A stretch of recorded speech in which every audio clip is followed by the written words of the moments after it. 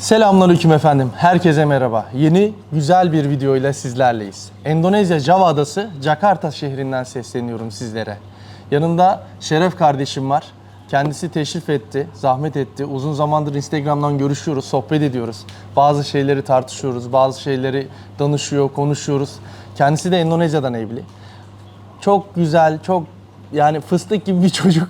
1,5 yaşında bir kız çocuğu var. Çok tatlış. Allah ona bağışlasın kardeşlerime. Uzun ömürler versin diyelim. Kendisini biraz tanıtacak, sohbet edeceğiz. Yaşamış oldukları zorlukları, sonrasında edinmiş olduğu tecrübeleri onunla istişare edeceğiz, sohbet edeceğiz. Sizlere de sizler de bize eşlik edeceksiniz bu konuda. İlk baştan söyleyeyim. Kanala abone olarak, videoları beğenip, yorum yaparak bizlere destek olabilirsiniz. Paylaşmayı da unutmayın. Eşiniz, dostunuz, arkadaşlarınıza da bizi paylaşaraktan, onlara da abone ederekten bizlere çok güzel bir destek olmuş olursunuz efendim. Instagram ve Facebook'tan da özel sorularınız varsa benimle iletişime geçebilirsiniz. Bekir Önal yazaraktan. Hoş geldin Şeref. Hoş bulduk abi. Nasılsın? Teşekkür ederim, seni sormalı. Hiç heyecanlanma, rahat ol. Karşıda görmüş olduğun insanların hepsi aynı senin benim gibi babacan, yürekten, samimi insanlar. Hiç germe kendini. Ben de videonun ilk kameranın başına geçtiğim zaman birazcık takılıyordum, heyecan yapıyordum ama hiç sonra alışıyorsun. Açılacaksın, onu baştan söyleyeyim. Birazcık kendinden bahseder misin? Adım Şeref Oğuz. E-ticaretle uğraşıyorum 10 yıldır. Evet. Bir tekstil firması için çalışıyorum şu an için. Yani Endonezya ile tanışmam bundan yaklaşık 5 yıl önce oldu. Daha sonrasında eşimle tanıştım 2020-2021 yılları civarında. 2021 Aralık'ta evlenmeye karar verdik. Pandemi dolayısıyla Endonezya kapalıydı o ara. Evet. Daha sonrasında Şubat'ta, yani 2022 Ocak-Şubat biletimi aldım. Hala Endonezya kapalıydı. Nisan 27'ye bileti aldım bayram öncesi o sene. De çok zorlu bir dönemde Evet. gelmişsin sen yani. Tam Korona aşıları zorunlu evet, vesaire. tam ben derken. gelmeden bir hafta önce Endonezya kapıları açtı. Gelebilirsiniz dedi 3 aşıyla beraber. 3 aşıyı olmuştum. Önümde bir engel yoktu. 27 Nisan'da uçtum, geldim. Evet. Ramazan bayramını burada yaptım. Ne kadar kalmıştın? Bir ay falan kaldın? Bir ay kaldım. Tam 29 gün kaldım. 15 Mayıs'ta da evlendim. Nereye gittin? Önce Jakarta'ya geldim. Benim bu Jakarta'ya gelişimde şöyle bir sıkıntı yaşadım. Airport Otel var havalimanının içinde. Pasaportum yatağın altına düştü benim. Eyvah. Tam ben Terminal 2'ye gittim. Terminal 3'ten Terminal 2'ye trenle gidiliyor. Evet. Tam uçağın sırasını beklerken çantayı açtım, pasaport yok. Oteldeki çocuğu aradım. Dedim ki benim pasaport yok. Bakar mısın yatağın altına? Baktılar, onlar da bulamadılar. Allah Allah. Tuttum Terminal 2'den Terminal 3'e bir daha geldim. Dedim ki yatağın altına ben bakacağım. Orada başka bir yerde değil. Kendim baktım, pasaportu buldum. Dedim ki geldim, nasıl bakıyorsunuz yatağın altına hani.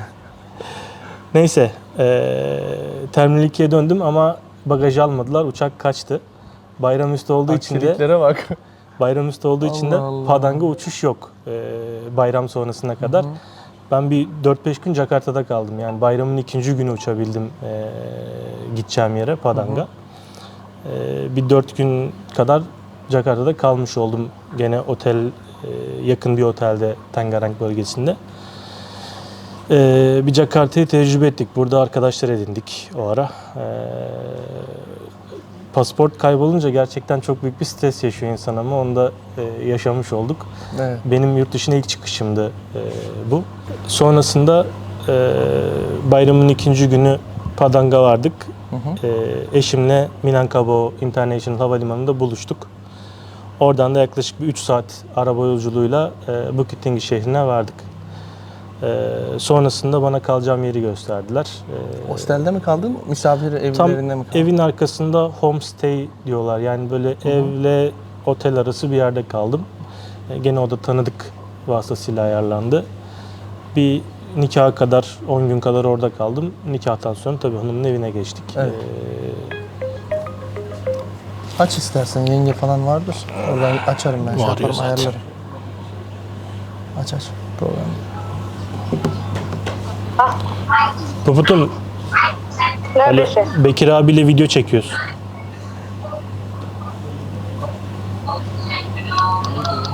Geleyim mi? Ha? Bekir abiyle video çekiyoruz. Selamünaleyküm kardeşim. Video çekiyoruz. Ha, Waalaikumsalam. Iya, tamam. Ya tidak ada masalah ya. Nggak apa-apa, nggak apa-apa. Oke, Oke. terima kasih banyak ya. Hadi. Ya. Okey. Endonezyalıların Ben burayı kesmem. Direkt samimi olsun biraz abi Murat abi öyle değil mi? Yani hem yenge Şimdi hanım arıyor. aslında burada şey de söylemek lazım. Endonezyalı hanımlar eşlerine düşkünler ve sahip Oraya çıkıyorlar. geleceğiz. Dur. Sorulara girmeden önce kamera arkamızda Murat abi var. Teşekkür ederim. Özellikle de çok desteği oluyor. Konuşmalarımızda falan mikrofonlarımızın ayarlanmasında aranjörlüğümüzü de yapıyor. Sağ olsun varsın. Evet. Bukitting'e gittin. Zahmetli bir yolculuk çektin. Evet. Bayağı bir meşakkatli bir serüven yaşamışsın. Pasaportun kaybolmasından uçak kaçırmaya kadar masraflı da olmuş. Peki düğün organizasyonları, kültür gelenek, hayatında ilk defa bir yurt dışı çıkışı yapmışsın. Ve bu gerginlikleri nasıl baş ettin? Hani oraya rehbersiz bir şekilde gitmen, Sumatra'nın orta göbeğine gitmen gerçekten de cesaret işi. Ama şöyle söyleyeyim, Bukitting'i bildiğimiz turistik bir yer. Çok Evet, güzel bir turistik yer. bir yer. Yani tehlike oranı düşük bir yer. Herhangi bir tehlike arz etmiyor orada. Ama dikkat etmek lazım. Özellikle kırsal bölgelere giderseniz. Pekala ne yaşadın? Şimdi benim burada avantajım benim eşimin her şeyi organize etme becerisiydi. Benim eşim öğretmen. Yani orada çevresi tanıdıkları da fazla. Evet. Benim düğünüm Endonezya'nın yani ulusal radyo istasyonunun salonunda oldu. Bayağı bir kalabalık oldu. Evet, yani Bukittinggi'deki Endonezya Ulusal Radyosu'nun salonunu kiraladık biz. İşte dekorasyon geldi, işte catering geldi. Ne kadar verdin? Ücreti paylaşır mısın bizimle? Samimi yani hiç neyse. Yani benim düğünüm ortalama o dönem 40 jutaya falan mal oldu. 40 juta şu anki parayla 80 juta gibi bir şey olur. O da 160 bin TL, 165 bin, 200 bin TL'yi bulur. O civar. Yani 200 bin TL gitmiştir. Çünkü 2022'de şöyle hesaplayabiliriz. Benzin fiyatları da yükseldi. Her şey yükseldi. Para değeri de Bire kaybetti. 1.2 idi. Şu an İki katı 1.5. değerlenme Aynen öyle. olması lazım. Çünkü şöyle de hesaplayabiliriz. Mesela örnek veriyorum sigaradan düşünebiliriz. 25 liralık X sigarası şu an 50 TL. 50 ribu oldu pardon. 25 ribuluk olan 50 ribu oldu. Ne demek istediğimi anladım. Evet. Burada da böyle Sonrasında altın mehir ne kadar masraf yaptın? yani bana total düğün 70-80 ribuya geldi o dönem 80 jutaya mal oldu. diyebiliriz. Altın yüzük, Yüzük. mehir ne kadar verdin? Mihir 3 altın verdim abi. 3 altın kaç gram yani? 21 gram 21 gram altın, 70-80 juta. O zaman şöyle hesaplayalım. 250 bin TL en az. gibi. 250 bin, 260 bin. Uçak biletlerini de sen aldın. Uçak biletlerini de ben aldım. Şu anki kurla 12 bin doları kolaylıkla harcamışsın. Sadece masraflara, artı hediyelik eşyalar, sonrasında oteli, yemesi, içmesi. Hesaplamadığım şeyler de var tabii içinde. Hesaplamazsa Sonradan çıkan 15'i yani bulur o zaman. İşin içine çok detaylı girersek Şu an biz zaten detaylı girmemiz lazım ki hani izleyenler de ona göre hesabını 2000 kitabını yapsın. 2012 ile şu an ama cidden hani Çok farklı. şimdi benim 2022. ikinci gelişim olduğu için 2022. 2022 fiyatlarıyla şu anki fiyatlar arasında yani Çok ciddi bir değişti. fark var. Yani eskiden 2 ribuyası olurken şu an su mesela 5. Bunu da baştan paylaşayım. Hani dünyanın genelinde bir ekonomik kriz var. Bunu Evet. sen 2022'de ilk geldin. Daha sonra gelmiş Evet, miydin? 2023'te? Yok 2000 2 yıl bu sonra sene geldin ve fark ettin değil mi Evet. bunu? Yani Harika. Türk parasıyla 2 lira verdiğimizde burada bir su alıyorduk o zaman. Şimdi buranın parasıyla 5 ribu veriyorum. Türk parasıyla 10 lira veriyorum ki bir su alabileyim burada. Doğru. Fiyat öyle olmuş durumda. Onları da bilmekte fayda Yani var. şöyle söyleyelim. Endonezya parası Türk parasının karşısında 2 katı daha değerlendi. Evet. Ama Endonezya'nın içerisindeki enflasyondan dolayı da her şeye zam geldi. Özellikle gıda ürünlerine. Tekstil ürünleri pek fazla değişmedi. Aynı sabit fiyatlarda ama gıda, işte efendime söyleyeyim özel ihtiyaçlar bunlara bayağı bir şey geldi, zam geldi. Ama teknolojik cihazlar aynı. Evet, teknolojik cihazlar Arabalar, ucuz, araba motorlar ucuz. hep aynı. Fiyatları değişmiyor. Onun nedeni de fabrikaların Endonezya'da olması. Yani Özellikle Toyota, onu da Honda. söyleyebiliriz. Toyota Calya mesela. Burada bizim Fiat Egea ayarında bir araba diyebileceğimiz bir araba. 170 binden başlıyor. Yani her şeyle beraber 170 juta, 200, Türk parasıyla 300 bin TL. 400, Yani 420 bin lira gibi TL alabiliyoruz civarında. arabayı. Burada sıfır bir araba alabiliyorsunuz. Yani Türkiye'de 1 milyonları görmek zorundayız sıfır araba Maalesef. için. Şu an yabancı bir Çin arabası mesela. neydi onun arabanın adı neydi Murat abi? SVM mi? Chery miydi? Aynen Chery. Chery diye bir araba var. Şu an Türkiye'de en ucuz araba 1 milyon 300 civarı falan. Ne diyorsun Ama ya? yok 900'e 800'e var. O şey Chery'yi mi diyorsun? Clio tarzında ufak Sıfırı arabalar. diyorsunuz değil mi? Sıfır. Doğru. Ama onlar da boş arabalar. Yani şey diyeceğim. biz burada 400 bin, 420 bin lira verip bir Toyota alıyoruz ama orada aldığımız araba Şöyle de Toyota diyebiliriz bile bakın değerli izleyenler. Murat abinin dediği bu fiyat 900 bin TL. Endonezya parasıyla 450 bir juta yapıyor. 450 jutaya ben ikinci el Ford Turner alabilirim. Ford Turner dediğin araba Toyota'nın en kral jiplerinden bir tanesi ve canavar bir kamyon. Yani canavar bir araba. Hayalimdeki araba bu arada. Çok güzel bir araba ikinci el alabilirsin. Sıfırı çünkü hemen hemen 1 milyon 600 TL. Orada Türkiye'de ne kadar onu bilmiyorum ama çok güzel Türkiye'de bir araba. yok o araba. Hayalim o araba ya. Hani mükemmel bir araba. Bitiremiyor. Murat abi gördü şaşırdı hayran kaldı. Evet, güzel 7 gidiyor. kişilik altı yüksekliği falan 50 santim yüksekliğinde. Lastikleri falan inçleri harika. Yani- Neyse arabadan bayağı girdik. Şimdi araba kanalı olacak. Evlilik kanalından. Şey diyeceğim. Uzun zamandır Türkiye'de yaşıyorsunuz. Yenge hanımı aldın, zorlu şartlarda evlendin, 21 gram altın verdin, 80 juta düğün organizasyonlarına verdin. Masraflarını üstü kapalı da olsa hani 3 aşağı 5 yukarı 15 bin dolara yakın düğün masraf yapmışsın. yaparken çok da masrafa bakmıyor insan belli bir yerde. Hani Tabii. o ara harcanması gereken bir şey varsa harcıyor. Sonra onu ödüyor bir şekilde. Sonrasında Türkiye'ye gittiniz. Ayrılık zor oldu tabii ki. Vedalaşma Evet, zor oldu. evet. İlk Yenge vedalaşma hanım- zordu. Yenge hanım daha önce hiç evlilik yapmış mıydı? Yok. Sen daha önce hiç evlilik Yok. yapmış mıydın? İlk evlilikleriniz tabii ki bu biraz daha işi kolaylaştırır açık konuşmak Evet. gerekirse. Anlaşmanızda sorun olmaz vesaire. Aldın götürdün. Türkiye'deki kültür şoku nasıl atlattın? Zor Şimdi oldu. Bekir abi biz evlendik. Türkiye'ye gittik. Evet. Benim eşim Türkiye'yi sevdi diyebilirim. Ama sen de biliyorsun yemek kültürü tamamen farklı. Biz şöyle bir şey yaşadık. Evlendikten bir ay sonra benim eşim hamile olduğunu söyledi bana. Bu da neyi yanında getirdi? Ben Endonezya yemeği istiyorumu getirdi. Aşeriye yani. Allah'tan İstanbul'dayız da Endonezya yemeğine Var. erişebiliyoruz. Aynen.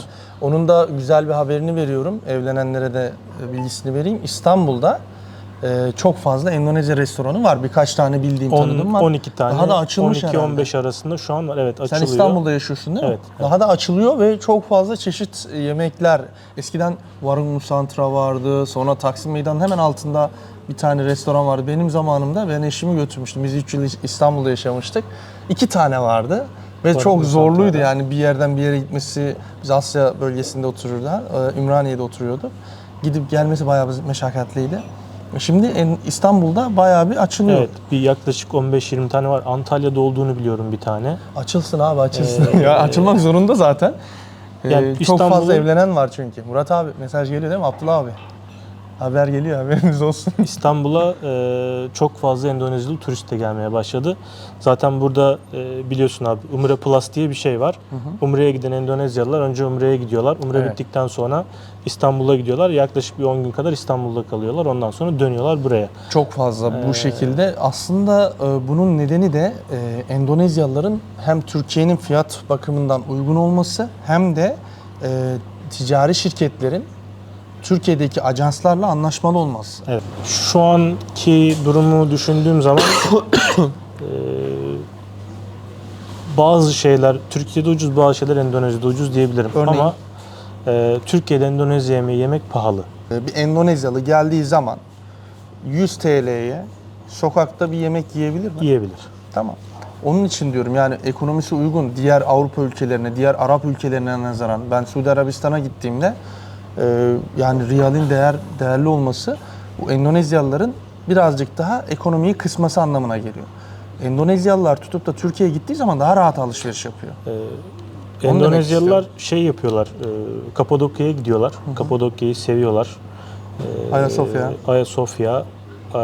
Zaten 10 günlük tur içerisinde tarihi yarımadayı gösteriyorlar. Eminönü'nde çok gördüm. Topkapı Sarayı'na gidiyorlar. Topkapı Sarayı'na da karşılaştım. Taksim Camisi'ne gidiyorlar. Taksim'de bir geziyorlar. Evet. Yani biz zaten gördüğümüzde konuşuyoruz Endonezyalılarla Denk İstanbul'da. geliyoruz. Sonra yemeğe Endonezya restoranına gidiyorlar. Çünkü yani gerçekten biz bunu tecrübe ettik. Bir Endonezyalı için Türk yemekleri alışması biraz zor. Bizim için de Endonezya yemeğinin alışması Onu zor. konuşacaktık. Kültür şoku. Nasıl atlattın? Zaten abi sen daha önce söyledin 2 sene sürüyor. 2 senenin sonunda bir de hamilelikte zaten Zorluk zaten 2 sene, 1 sene O. minimum zorluk süreçleri var. Bunu videolarda devamlı anlatıyorum. Siz bunu nasıl atlattınız? Yani bayağı bir meşakkatli oluyor. Bir de hamile kalmışsınız. evet o hamilelik ve o süreç hem de alışma sürecindeyken Türkiye'de olmamız eşimi yıprattı. Hem ailesi yok başında. İşte yemekleri alışık değil, kültür farklı. Hani şimdi Bukit Tinggi'deki özgürlüğü yok. Şimdi bir Endonezyalı kız burada motor alıp istediği bir yere gidebiliyor rahat rahat. Ama Türkiye'de işte motor yok zaten. Ya da Motora saygı yok ki. Türkiye'deki motora saygı ki ben buradakini eşimi görüyorsun. motorla bir yere göndermem Türkiye'de. Yani korkarım Çok açıkçası. tehlikeli. Burada rahat rahat hani duruyorlar, yol veriyorlar ama Türkiye'de tabii motorla ilgili o korkum var. Benim eşim zaten hani ben bu trafikte motor kullanamam diyor. Şimdi iş öyle olunca biraz biz zorluk yaşadık ama 2 senenin sonunda hem bebeğin de gelmesiyle beraber artık yalnız hissetmemeye başladı. Ve Türk yemeklerine alıştı. Yani lahmacunu rahat bir şekilde yiyebiliyor ya da işte Dürümü, döneri falan bunları iyi yiyorlar Adana mı? nerede biliyor. O konuda benim oturduğum mahalle bir de Boşnak Mahallesi. Ben Yıldırım Mahallesi'nde oturuyorum. Benim hanım hem de aynı zamanda Boşnak yemeklerine de alışmış oldu. Hadi bakalım. Yemek yapmayı biliyor mu? Şu Öğrendi an mi? güzel Türk yemeği yapabiliyor. Harika, harika. Yani Türk Onları pilavı da yapabiliyor artık. Annem, baban yaşıyorlarsa Altlı üstü yaşıyoruz biz. harika. Aile apartmanında. onlar da tabii destekleri oluyor. Ya mutlaka. Mutlaka. Yani Endonezyalı evlenmek kolay değil.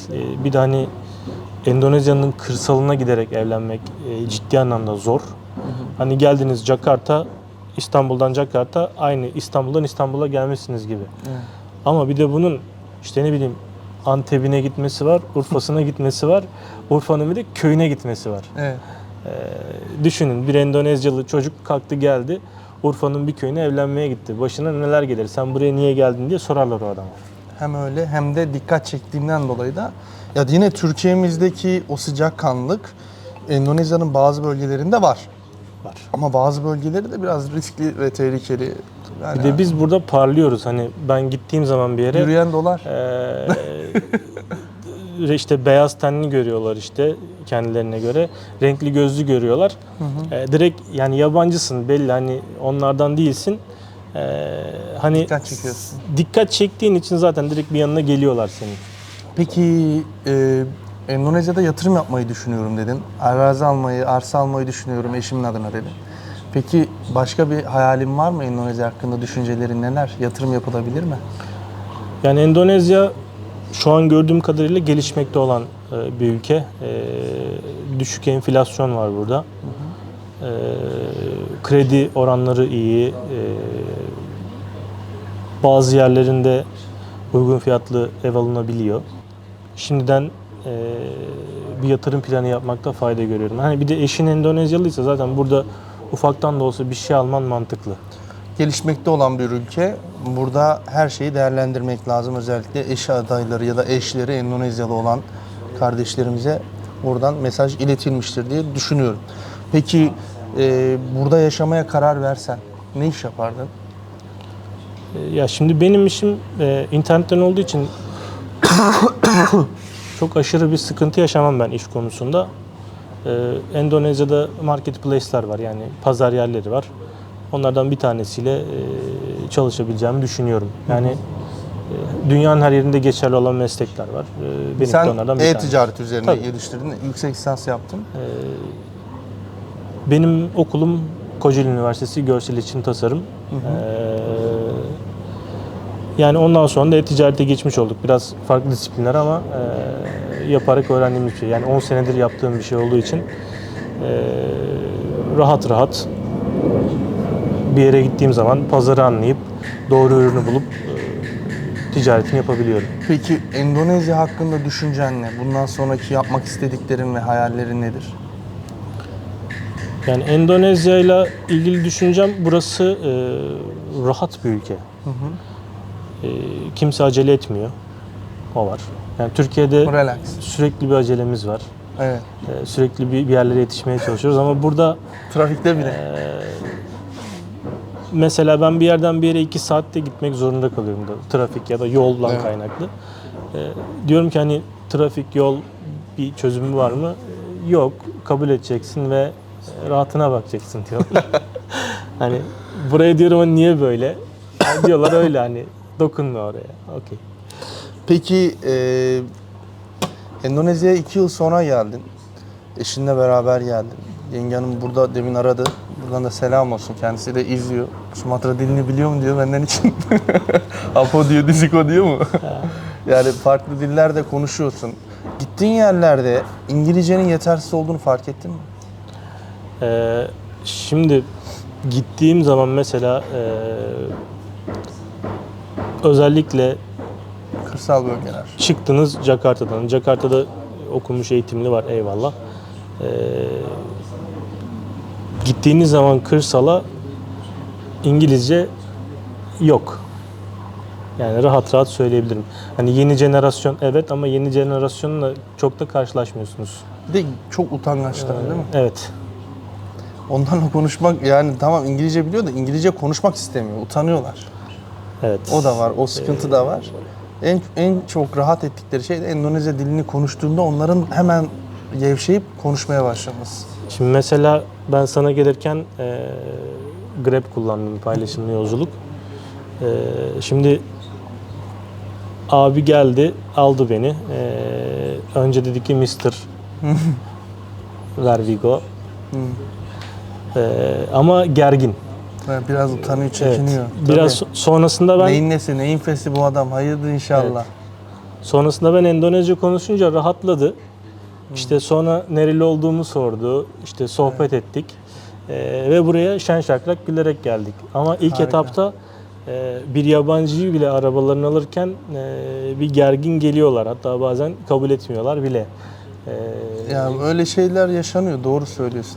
Peki kendini hiç güvensizlik durumuna düştün mü? Yani güvende hissetmediğin oldu mu? Ya işte Problem yaşadın mı? benim şansım tamamen Endonezya serüvenimde karşıma benim güzel insanlar çıktı. Yani ilk geldiğim gün mesela şeyin içinde, havalimanının içinde bir otelde kaldım.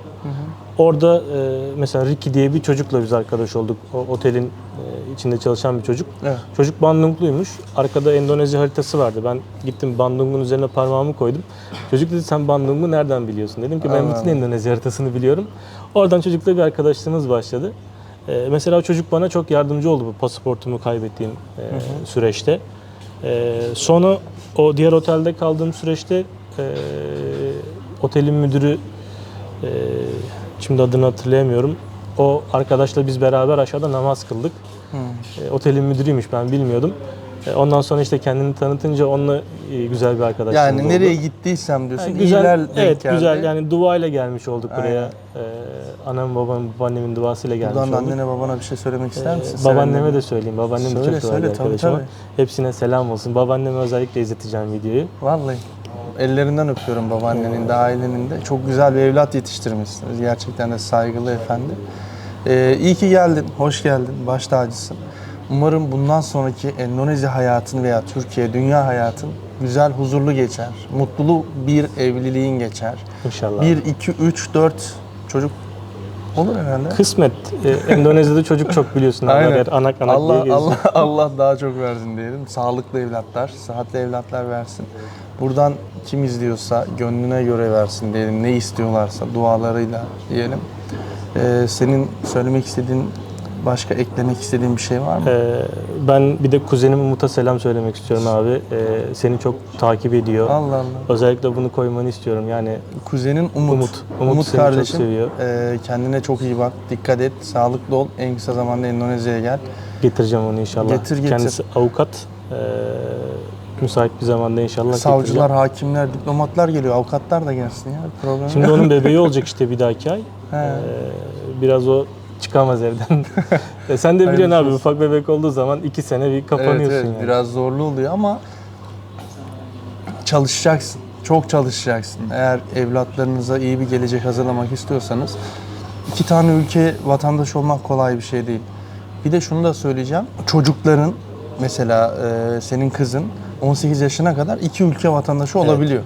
18 yaşına değdiği zaman aklı selimse devlet, Endonezya devleti ona bir seçenek sunuyor. Diyor ki ya benim olacaksın. Endonezya vatandaşlığını seçeceksin. Türkiye vatandaşlığından çıkacaksın.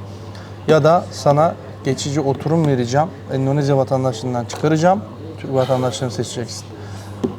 Bu soruya cevabın ne olurdu çocukların için? Kararı kim verir? Şimdi ben şöyle düşünüyorum. Eğer ben buraya yerleşirsem benim çocuğum Endonezya vatandaşı olarak kalsın. Problem yok ama Türkiye'de ikamet etmeye devam edersem Türk vatandaşı seçmesi daha mantıklı olacaktır. Yani ben şöyle söylüyorum, bazen gelen dostlarımız bana şey diyor, işte mezarımı bile burada eşeyim, burada öleyim, burada kalayım diyor. Vatanım ille de vatanım abi, yani altın kafese de koysalar ben hasretten ölüyorum. Yani daha geçenlerde babam mesela kalp krizi geçirmiş, kafayı yiyecektim. Çok zor, gurbet Gitmesi dendiği de zaman kolay değil. yani gerçekten çok zorlu bir süreç. Ben ne diyeceğimi bilemiyorum, duygulanıyorum. Burada yaşaması kolay değil. Özellikle de burada yaşayıp, para kazanıp, çalışıp, belirli bir yerlere gelmek, azmetmek, hiç yoktan, sıfırdan bir hayat kurmak gerçekten zorlu bir süreç. Kimsenin desteği olmadan bir yerlere gelmek gerçekten çok zorlu bir süreç. Yani insanların, her insanın yaşamış olduğu şeyler vardır. Üstü kapalı da olsa konuşuyoruz ama umarım hayatında başarılı olursun. Buraya gelen dostlarıma da şunu söylüyorum. Pes etmeyin. Azmedin. Çalışın, sabredin. Kazanırsınız. Ve kimseye de güvenmeyin. Yani orada bir Türk var bana yardımcı olur da demeyin. Öyle bir seviyeye gelmiş ki bu ülke. Yazıklar olsun yani, kardeşlerimiz diyoruz. Türk Türkiye yardım eder diyoruz. Maalesef insanlar birbirlerinin sırtından vurmak için, kuyusunu kazmak için, arkasından fitne çıkarmak için. Biz Endonezyalılara çok fazla fitne var diyoruz ama her yerde var bu maalesef.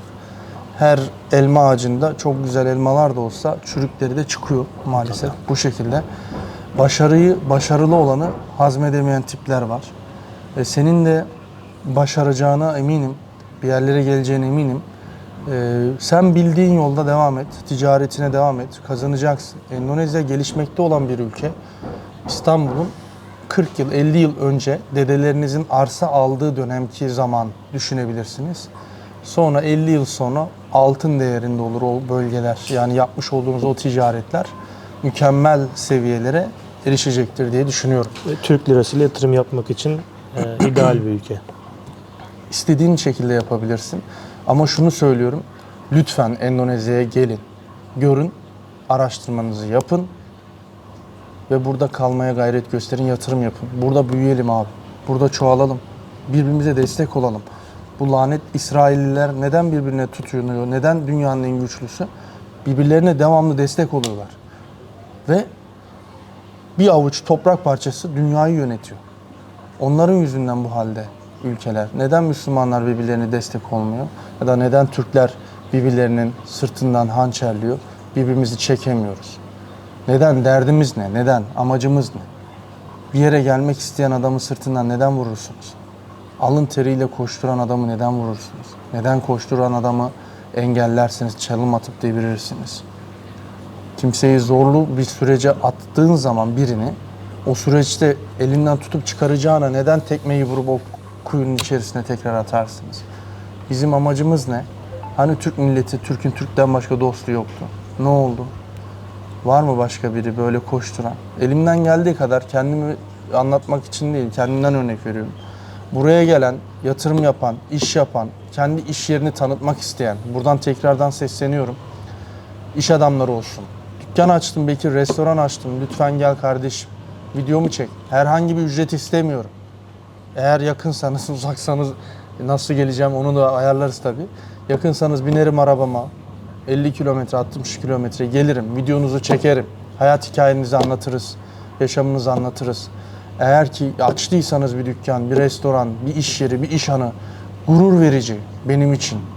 Bir Türk vatandaşı olarak. Umarım böyle şeyler daha da çoğalır. Böyle yerler daha da çok açılır. Sen de e-ticaretini, dükkanın, ofisin falan açılırsa kesinlikle hemen bir video çekeriz. İnşallah abi, yani burası dediğim gibi potansiyel olan bir ülke.